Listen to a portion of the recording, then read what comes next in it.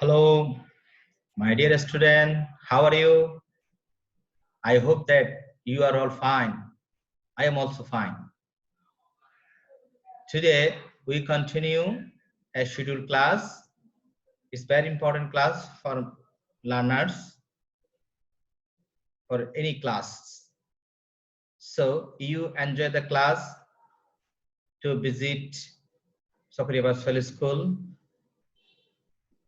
through Facebook, page, website, and YouTube channel. Okay. It's our scheduled class. It's very important for learners. Actually, we discuss grammar focus.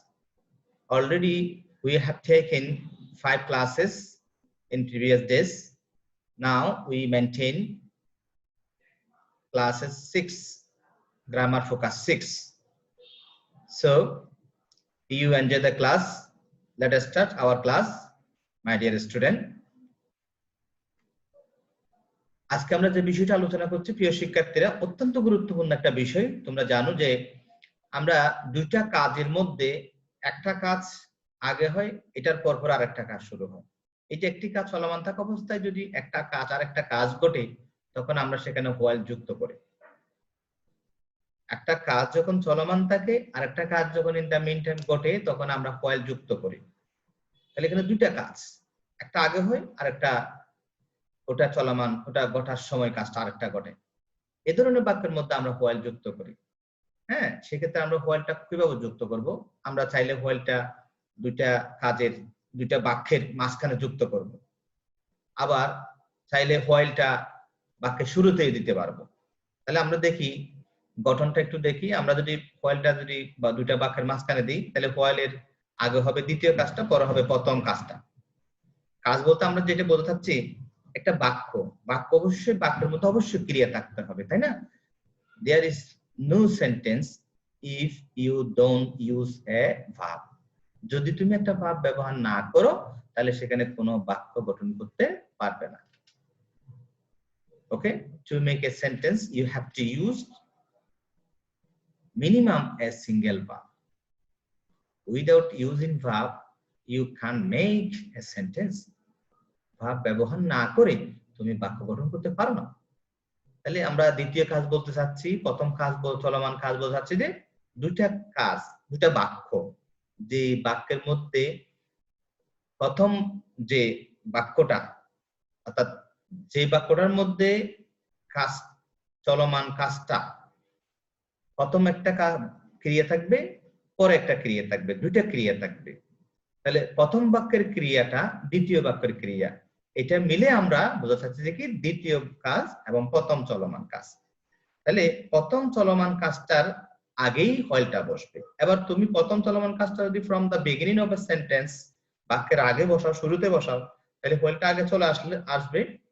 আর যদি হোয়াইলের মাঝখানে বসাও, তাহলে হোয়াইলের পরে হবে প্রথম চলমান কাজটা আর হোয়াইলের আগে হবে দ্বিতীয় কাজটা।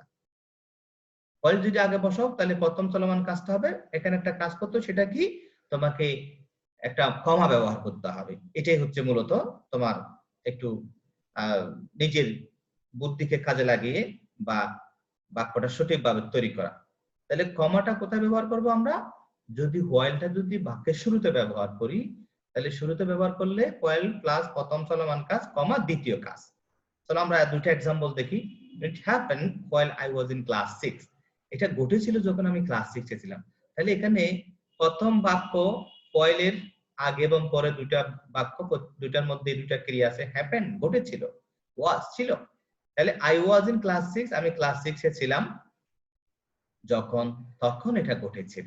তাহলে হোয়াইল কোথায় ব্যবহার করেছি? মাঝখানে ব্যবহার করেছি। তাহলে হোয়াইলের পরে হবে প্রথম চলমান কাজটা, আগে হবে দ্বিতীয় কাজটা।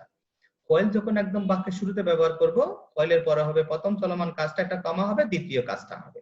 প্রিয় শিক্ষার্থীরা, আমরা কি বিষয়টা বুঝতে পেরেছি? অবভিয়াসলি আমরা বিষয়টা বুঝতে পেরেছি। আমরা এরপরের স্লাইডে চলে যাই।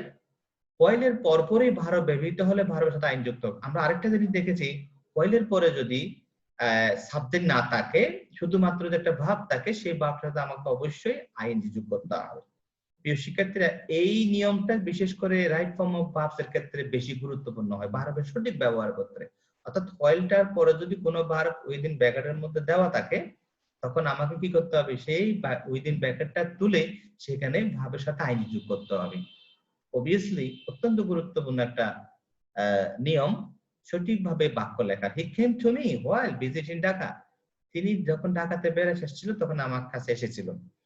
প্রিয় শিক্ষার্থীরা, এটা সুন্দর একটা বাক্য, he came to me while visiting Dhaka.